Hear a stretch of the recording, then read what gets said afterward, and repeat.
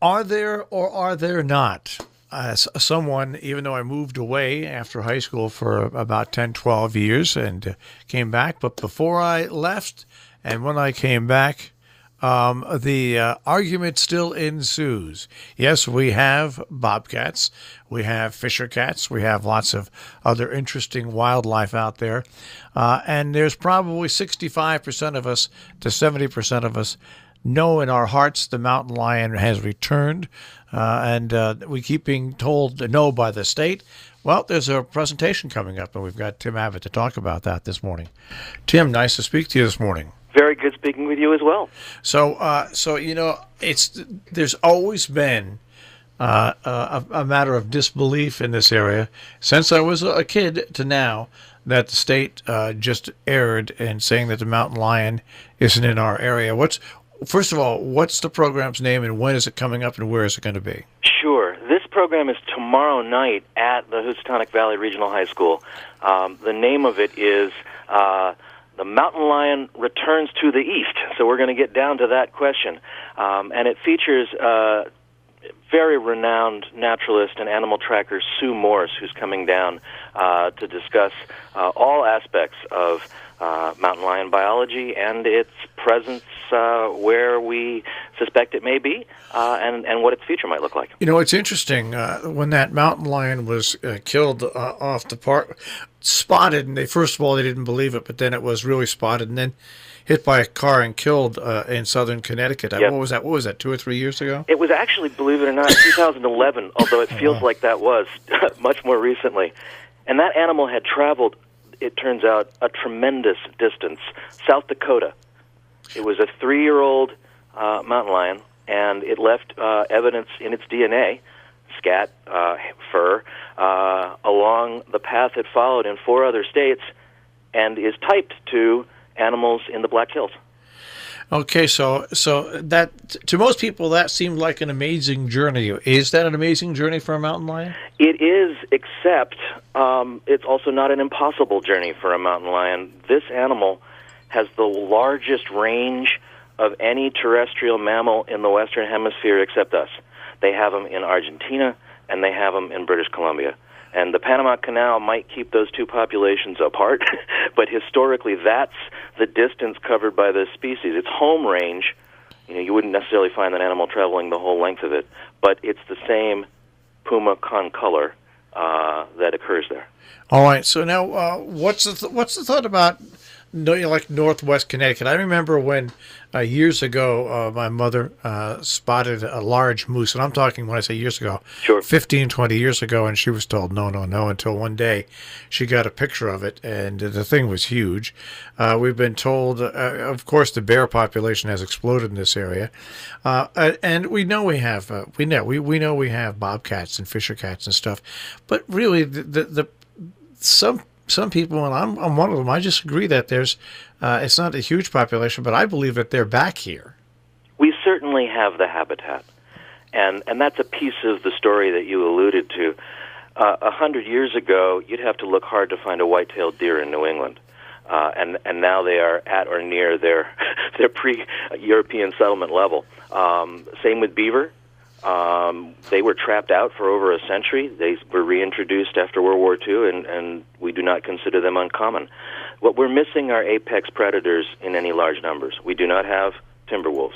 What we have is eastern coyotes, which are taking some of their place. And we probably do have room for, and perhaps I'm in the camp that feels like if they're not here in reproducing numbers, it is only a matter of time. Room for the mountain lion. Now, I'm just speaking as a plain ignorant citizen, but I'm gonna say we have everything that's here for them. There's the overgrowth, there's the mountains, there's the isolation, but also there's the food source for them with all the deer. There absolutely is. White-tailed deer is their primary source of food, although they eat other deer species as well in the West. But they can eat rabbits, they can eat other things, they can eat house cats. So it will not necessarily be comfortable for us when there are mountain lions established in larger numbers. You alluded earlier, though, Marshall, to one of the the things that we often have been arguing over, which is why it's not been confirmed by state or federal officials, and that comes down to the Endangered Species Act. Prior to last year, all mountain lions east of the Mississippi were considered the endangered subspecies of the eastern mountain lion, and that meant that their habitat, 50,000 acres for a single animal, would have to be treated as endangered species habitat. And nobody wanted to do that. They hadn't seen an eastern mountain lion that they could confirm was from that subspecies since one was trapped in Maine 80 or 85 years ago outside of Florida. So the Florida panther still is on the endangered species list, but the eastern mountain lion has been declared extinct. They are the same animal as the mountain lions that are in the West. They are genetically a little different because their populations might have had some slight changes over time, but they can reproduce with each other.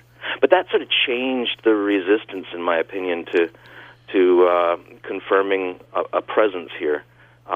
Whether they're reproducing in any large numbers, then I think we would have seen more evidence. But that one cat that was seen in southern Connecticut that came that long distance, is evidence that they can and will.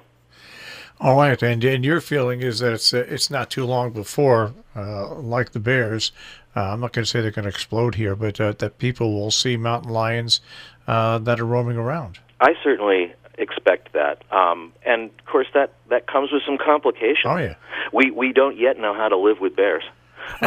We'll have to, in that situation, have to figure out. Here's an example. People who love mountain biking and trail running in the wilderness might need to think a little bit about how much they look like prey if we had a larger population of mountain lions here.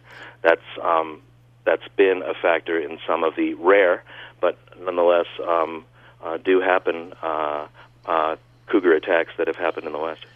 Well, it's interesting. We're speaking with Tim Abbott and what it is, the mountain lion presentation, which is coming up on Friday at Housatonic Valley Regional High School. What time does it start again? Starts at 7, free to the public, and sponsored by a number of local and regional conservation groups. I think you see videos on the internet of people that have approached mountain lions when they've been hiking, and instead of turning around and going away, they've tried to walk by. And I've just always said to myself, I remember seeing one video where the mountain lion was on a slope about 5 or 6 feet higher than they were. And these people just stood there videoing probably about 15, 20 feet away, not realizing that one spring and these are really, really they're not afraid to attack humans if they're hungry. They're ambush predators. Yeah. They that behavior that you were describing is how they ultimately size up and consider whether they're looking at prey or not. Fast moving, low to the ground, that's going to trigger a response. But again, we don't have the experiences of not being dominant, right? Very few of us have walked in a savanna and around lions and other things and suddenly realized we're not the top dog. It'll be a long time before we see a population, if it ever grows to the size where that's a major factor here, because we may not tolerate it. Well, I think that anybody who has talked about or thought about or taken a look on the internet at mountain lions, this event at Housatonic Valley Regional High School on mountain lions, I think is a must-see. I think it's going to be fascinating. Sue has so much more experience on this topic and a lot to share on the biology of the cat, why they're here, that large wildlife corridor that runs from the lower Hudson Valley to Canada through here, because of our forests, because of the habitat that's here, serves many animals and may indeed serve the mountain lion. Well, Tim, thanks for taking a few minutes and joining us, and I know you'll be there. I absolutely will. Hope to see you as well. Thank you for sharing this with your listeners. Thanks, Tim. Okay, bye-bye. So that is at Housatonic Valley Regional High School in Falls Village, Connecticut, and it is a Friday night. And it is absolutely free, and we'll have this posted up on our Facebook page in a matter of minutes with all the information that goes with it. But it sounds like a terrific program on mountain lions at Housatonic on Friday night.